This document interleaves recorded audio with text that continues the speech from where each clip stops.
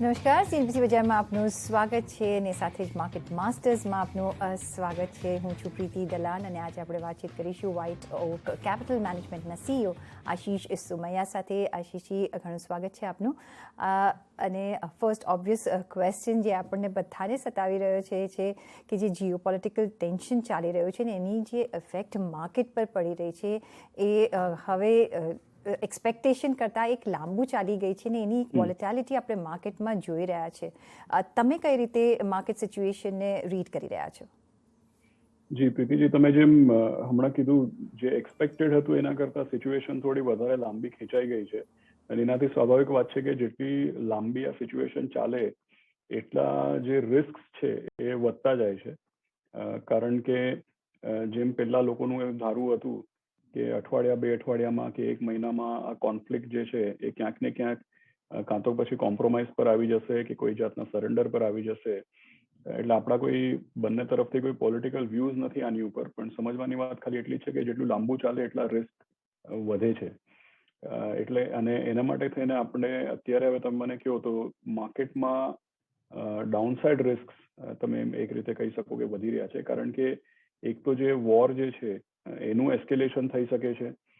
લાંબા ગાળા માટે તેલના ભાવ ઉપર રહે તો એનું વધારે ખરાબ પરિણામ થઈ શકે છે ઇન્ફ્લેશન પર અને મોંઘવારી પર અને કંપનીઓના પરફોર્મન્સ પર.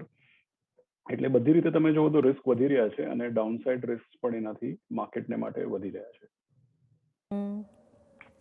તો આશીષજી, ઓફકોર્સ આ એક ગોજ કરવું બહુ ડિફિકલ્ટ થતું હોય છે, પણ જે માર્કેટનું આપણે અત્યારે સિનારીઓ જોઈ રહ્યા છે, તમને એવું લાગી રહ્યું છે કે અત્યારનું જે લાલ છે એક સ્ટોર્મ પહેલાંનો એક લાલ છે, શું કંઈક વધારે આપણે વિપરીત એક્સપેક્ટ કરી શકીએ કે કોઈ પોઝિટિવ આઉટકમ એક્સપેક્ટ કરી શકીએ? અને જો એવું થાય છે તો માર્કેટનું રિએક્શન કઈ રીતનું હોઈ શકે છે અને આપણે કઈ રીતે બેવ બાજુની રિએક્શન માટે તૈયાર રહેવું જોઈએ?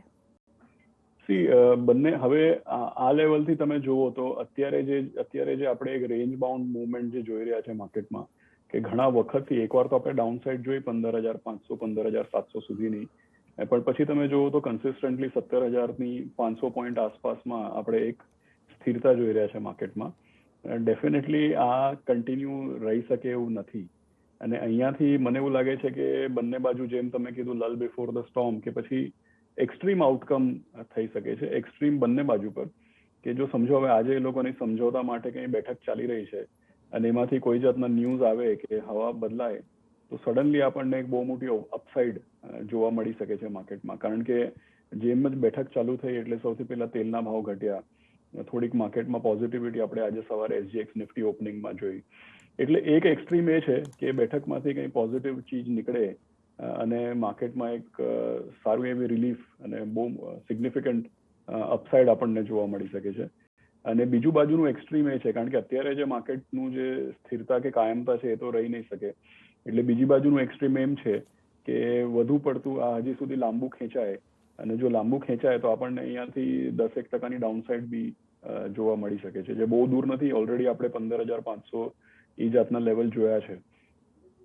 ખાલી પોઝિટિવ વાત એટલી છે કે જે વેલ્યુએશન્સ છે આપણા એ કંઈ બહુ એક્સપેન્સિવ નથી. આપણી પોતાની આર્થિક વ્યવસ્થાનો જે પરફોર્મન્સ આપણે જોઈએ અને સાથે સાથ જો આપણે કંપનીઓનો પરફોર્મન્સ બી જોઈએ તો એ બધું ધ્યાનમાં રાખીને, હા તેલના ભાવ વધારે છે એટલે થોડું અર્નિંગ્સના નિફ્ટીના EPSમાં ડાઉનગ્રેડ્સ આવી શકે છે, ડેફિનેટલી ડાઉનગ્રેડ્સ આવી શકે છે. પણ એ ડાઉનગ્રેડ્સને આપણે કેલ્ક્યુલેટ કરી લઈએ તો પણ માર્કેટ કંઈ બહુ મોટું એક્સપેન્સિવ લેવલ પર નથી અત્યારે. એટલે જ્યાં માર્કેટ છે ત્યાંથી ડાઉનસાઇડની બી પ્રોબેબિલિટી છે, અને જો બેઠકમાંથી કંઈ પોઝિટિવ ન્યૂઝ આવે તો એક બહુ મોટો અપસાઇડ. એટલે અહીંયાથી સ્ટેબિલિટી કદાચ નહીં જોવા મળે, બંને બાજુને એક્સ્ટ્રીમિટીઝના ચાન્સ વધારે છે. સાચી વાત કહી તમે. પણ આશીષજી, ઓફકોર્સ તમે કહ્યું કે હવે વેલ્યુએશન વાઇઝ આપણે થોડા કમ્ફર્ટેબલ થઈ ગયા છે. મે બી એ એક પોઝિટિવ આસ્પેક્ટ આ પોલિટિકલ ટેન્શનને લીધે બન્યો છે.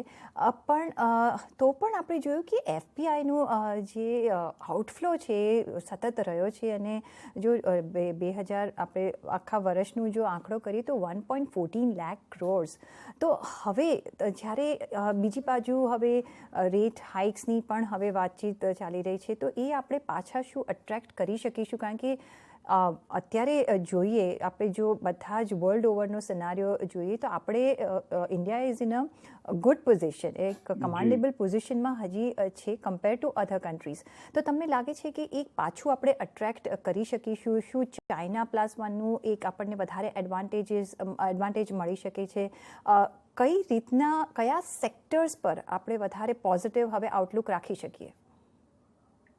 એકચ્યુઅલી છેલ્લા 2-3 વર્ષમાં પોસ્ટ કોવિડ તમે જુઓ તો જે બી ઇન્ડિયાને માટે પોઝિટિવ સિનારીઓ થયો, ફાર્માસ્યુટિકલ ઇન્ડસ્ટ્રી, ટેકનોલોજી ઇન્ડસ્ટ્રી, કે પછી તમે ચાઇના +1 કયો, કે પછી આપણી ઇકોનોમિક રિકવરી, કે જે રીતે કોવિડને હેન્ડલ કર્યું છે, જે રીતે સ્ટિમ્યુલસ પેકેજીસ હેન્ડલ કર્યા છે, એ બધું ધ્યાનમાં રાખીને ડેફિનેટલી આપણી એક પોઝિટિવ પોઝિશન અને સ્ટ્રોંગ પોઝિશન કહેવાય ઇમર્જિંગ માર્કેટ્સમાં.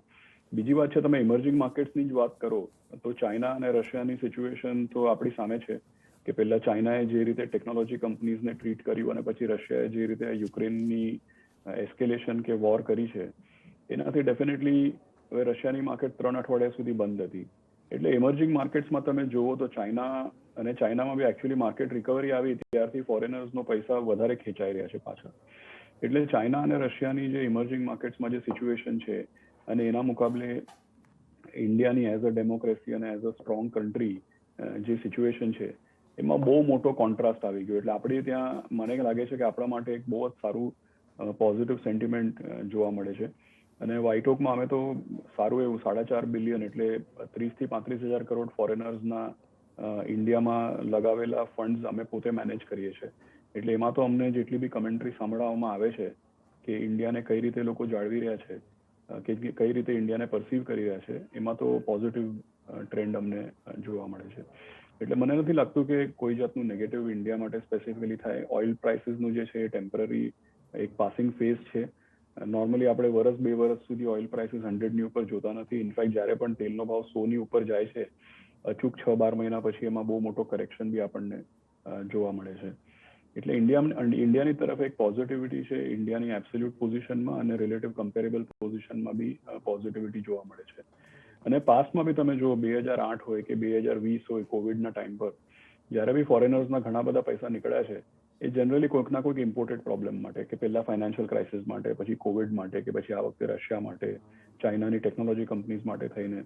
એટલે જ્યારે બી કોઈક ના કોઈક ઇમ્પોર્ટેડ પ્રોબ્લેમ માટે તેને ઇન્ડિયાથી પૈસા નીકળે છે તો અલ્ટિમેટલી જ્યારે બધું સેટલ થઈ જાય પછી જેટલા નીકળ્યા એનાથી વધુ પૈસા પાછા આવે જ છે. એટલે વિચારવાની વાત આપણે એમ છે કે હવે $20-22 બિલિયન જો નીકળી ગયા છેલ્લા 6 મહિનામાં, તો પણ આપણા માર્કેટમાં કંઈ બહુ મોટું કરેક્શન આવ્યું નથી. જો આ બેઠક છે ત્યાં ચાલે છે એમાંથી કોઈ પોઝિટિવ ન્યૂઝ આવે અને બધા પૈસા પાછા આવવાના હોય તો માર્કેટ કઈ જાતના લેવલ પર જઈ શકે છે એ વિચારવું જોઈએ. એટલે બંને બાજુ એકચ્યુઅલી મેં પહેલા બી જેમ કીધું, બંને બાજુ એક્સ્ટ્રીમ પોસિબિલિટીઝ છે. આ વોર લાંબો ચાલે તો 10%ની ડાઉનસાઇડ છે, અને જો આ વોરમાંથી સડનલી કંઈક પોઝિટિવ હવા બદલાય તો 10%ની અપસાઇડ પણ છે. એટલે એક્સ્ટ્રીમ આઉટકમ્સ છે બંને બાજુ પર. અને સેક્ટર્સની હું વાત કરું તો એકચ્યુઅલી જે એફપીઆઈ સ્કેલિંગ માટે થઈને મેક્સિમમ અંડર પરફોર્મન્સ જે આવ્યું છે એ ફાઇનાન્શિયલ્સ અને ટેકનોલોજીમાં આવ્યું છે. એટલે કોઈ બી જાતનું ફેરબદલ થાય તો ટેકનોલોજી અને ફાઇનાન્શિયલ્સમાં સૌથી પહેલા આપણને પોઝિટિવિટી કદાચ જોવા મળી શકે છે. તો આઈ એક્સપેક્ટ કે અપસાઇડ જ આવે એટલે we can attract more and more money. અને આઈ થિંક હવે ઇન્ડિયા એના માટે પ્રિપેર થવું જોઈએ, કારણ કે વધારે ને વધારે આવશે. ને આપણે જે રીતે બજેટમાં બી જોયું કે જે રીતે ઇન્ફ્રાસ્ટ્રક્ચર સ્પેન્ડિંગ પર એટલો બધો ભાર અપાયો છે, આઈ થિંક, અને જે રીતે ઇમર્જિંગ કન્ટ્રીમાં આપણું આઈ થિંક નામ હવે મોખરે લેવાય છે, તો એનો એડવાન્ટેજ આપણને મળી શકે છે. પણ જે બીજું જે આશીષ જે સવાલ અત્યારે સતાવી રહ્યો છે બધાને એ છે કે ડોલર ઇન્ડેક્સ આપણે ઉપર જતા જોયો, ડોલર ટુ યેનનું આપણે જે ડોલર વર્સિસ યેનનું પણ આપણે એક રેટ ઉપર જતા એક 6 years હાઈ પર જોયો છે આપણે આ ફિગર. અને હવે બેંક ઓફ જાપાન પણ આપણે જોયું કે જે રાઇઝિંગ બોન્ડ yieldsને કાબૂમાં રાખવા માટે એક પગલાં લઈ રહી છે. અને હવે ઘણા બધા નેશન્સ આવું કરશે આગળ જતાં. કેટલું પરિશ્રમ આપણા માટે બની શકે છે આગળ જતાં, અને સાથે જ હવે આપણી આરબીઆઈ પોલિસી પણ અરાઉન્ડ ધ કોર્નર છે. શું લાગે છે, ઇન્ફ્લેશનનો એક ભય બનેલો છે અને મે બી આપણે એ રાઇઝ થતાં જોઈ રહ્યા છે, એને કર્બ કરવા માટે કોઈ પગલાં લેવાની જરૂર છે કે લેવા જોઈએ? કે મારું એવું એક્સપેક્ટેશન છે કે પોલિસીમાં ઇમિડિયેટલી રેટ હાઇક કદાચ નહીં થાય, ડેફિનેટલી લેંગ્વેજ ચેન્જ થઈ જશે. કે પહેલા આપણે જેમ કહેતા હતા કે ઇન્ફ્લેશન ટ્રાન્ઝિયન્ટ છે, કે તેલના ભાવ ટેમ્પરરી છે. ઓફકોર્સ આરબીઆઈ બી ઓબ્ઝર્વ કરે છે, અને આરબીઆઈનો આ બધી ચીજોમાં ટ્રેક રેકોર્ડ બહુ જ સારો ટ્રેક રેકોર્ડ છે. તમે 2004થી કન્ટિન્યુઅસલી જુઓ તો વચ્ચે થોડાક સિચ્યુએશન બાજુમાં રાખીને અલ્ટિમેટલી ગ્લોબલી આરબીઆઈ એમ કહેવાય છે કે globally among the best central bank કહેવાય છે ઇન્ડિયાની આરબીઆઈ. એટલે એ લોકોનો ટ્રેક રેકોર્ડ બહુ જ સોલિડ છે. છતાં જો મારું એક્સપેક્ટેશન તમે પૂછો તો મને એવું લાગે છે કે ઇમિડિયેટલી કંઈ બહુ મોટો રેટ હાઇક નહીં થાય, પણ ડેફિનેટલી જે સિગ્નલિંગ થતી હોય છે, કે જે જાતની લેંગ્વેજ થતી હોય છે, એમાં કંઈક ફેરફાર જરૂર થઈ શકે છે. કારણ કે ઇન્ફ્લેશનરી પ્રેશર્સ કે ઇનપુટ કોસ્ટ વધે એટલે ડેફિનેટલી એ લોકોએ પોતાના ગાર્ડ પર રહેવું પડે. બીજી વાત મને એવું લાગે છે કે આ જે ઓઇલ અને વોરના રિલેટેડ જે મુવમેન્ટ છે એને માટે થઈને તમે ડોલર સ્ટ્રેન્થનિંગ કે એવો ટેમ્પરરી ટ્રેન્ડ આપણને દેખાય છે. એ તો જ્યારે પણ દુનિયામાં કંઈ તકલીફ હોય ત્યારે ડોલર સ્ટ્રેન્થનિંગ થતું હોય છે, પણ મને એવું લાગે છે કે એ ટેમ્પરરી છે. અલ્ટિમેટલી 2 થી 5 વર્ષ 3 વર્ષ એવો આપણે મીડિયમ ટર્મ એક સમયગાળો જોઈએ તો ડોલર વીકન થશે અને ઇમર્જિંગ માર્કેટ્સ ઇન્ડિયા જેવી જે કન્ટ્રીઝ છે એમાં પૈસા કદાચ પાછા આવશે.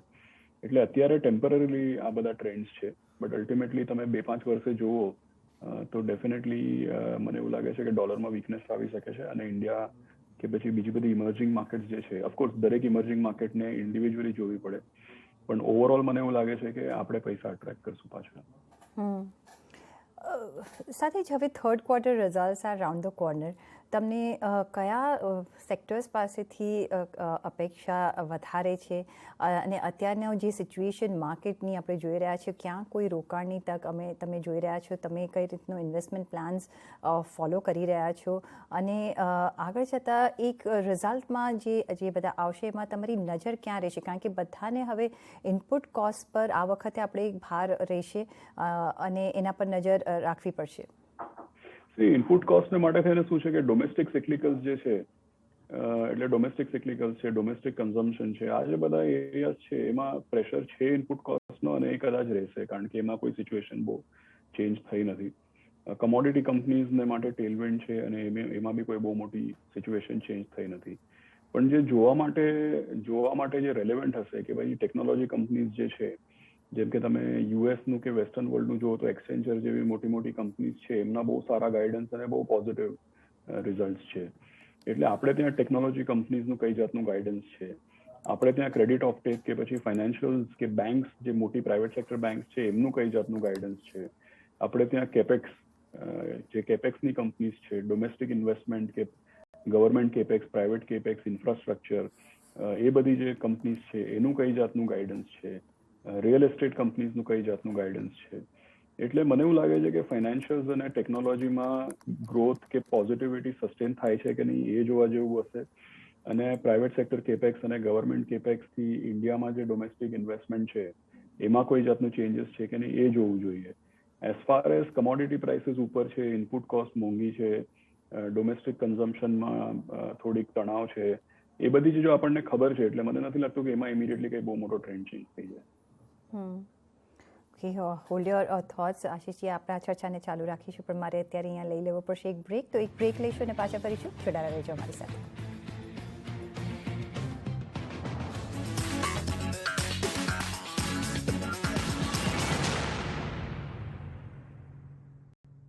When I was young, I'd spend my time searching for something to call mine.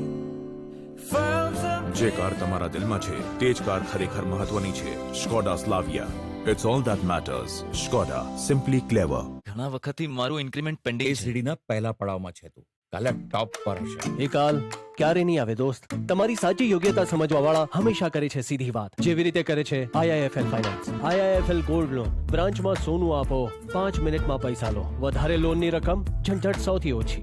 IIFL finance, સીધી વાત. Stock trading is all about devising strategies that help minimize losses and maximize returns for a financially secure future. Here's a chance for you to transform your trading journey by learning to analyze the trends of the market. CNBC TV 18 presents Invest Wise, Learn, Earn and Grow. Powered by Malkan's View. अरे भाभी जी बड़े दिन बाद। मुझे best diamond jewellery दिखाओ। ये exchange करा लूं? बेटा एक्सचेंज में ज्यादा नहीं, सिर्फ 5% कटेगा। वाह! पेश है 95% एक्सचेंज वैल्यू और 90% बाय बैक भी। Kisna diamond jewellery.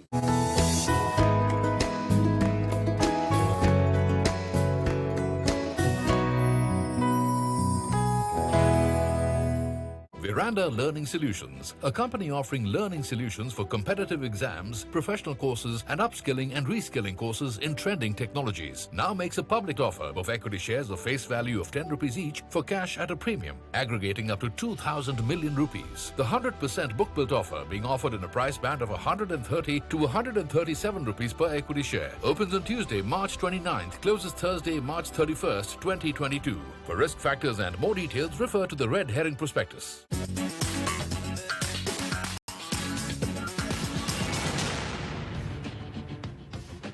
બ્રેક પછી આપનું સ્વાગત છે અને આપણે વાતચીત કરી રહ્યા છીએ વ્હાઇટ ઓક કેપિટલ મેનેજમેન્ટના સીઈઓ આશીષ સુમૈયા સાથે.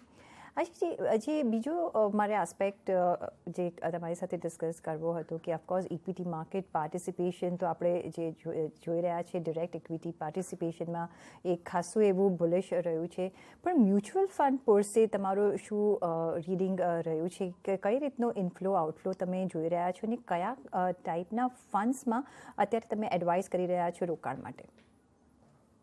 એકચ્યુઅલી મ્યુચ્યુઅલ ફંડ્સમાં તમે જુઓ તો છેલ્લા વર્ષ 2 વર્ષની વાત તો બધાને ખ્યાલ જ છે કે ઇન્ફ્લોઝ વધી રહ્યા છે કોવિડ પછી.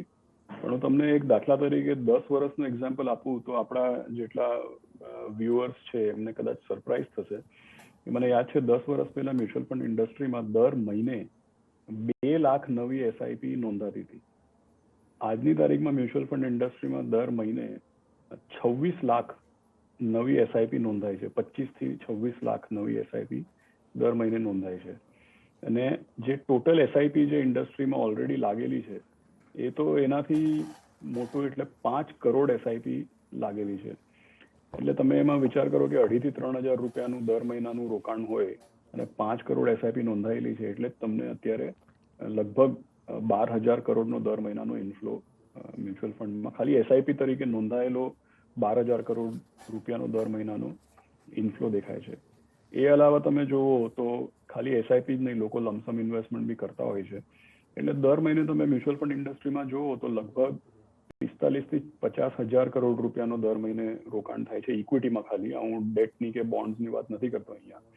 ખાલી ઇક્વિટીમાં 45 થી 50,000 કરોડનો દર મહિને ઇન્ફ્લો થાય.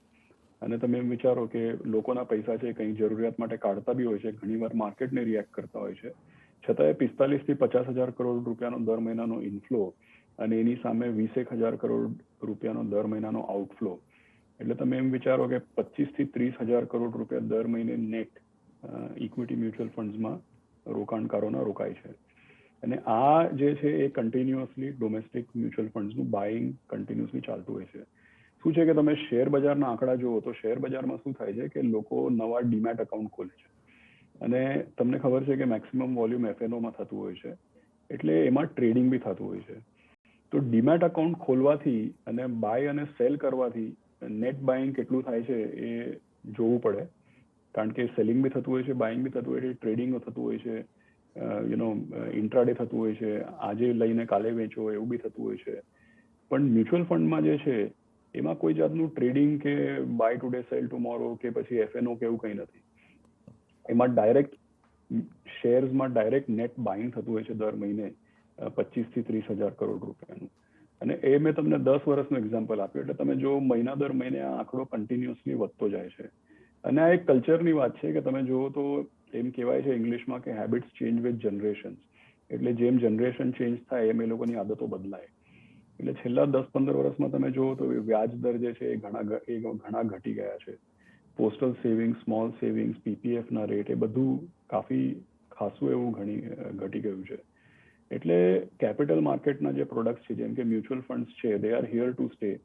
અને એનું જે ઇન્વેસ્ટમેન્ટ છે એ કન્ટિન્યુઅસલી વધતું જશે. એ વાત સાચી છે કે ક્યારેક માર્કેટમાં સારા રિટર્ન મળે તો લોકો વધારે એન્કરેજ હોય છે અને ઘણા વખત સુધી ખરાબ રિટર્ન આવે ત્યારે કદાચ ફ્લો થોડો ઓછો થઈ જતો હોય છે. એટલે માર્કેટને માટે થઈને થોડીક પોઝિટિવ નેગેટિવ ટ્રેન્ડ્સ વચ્ચે આવ્યા રાખે.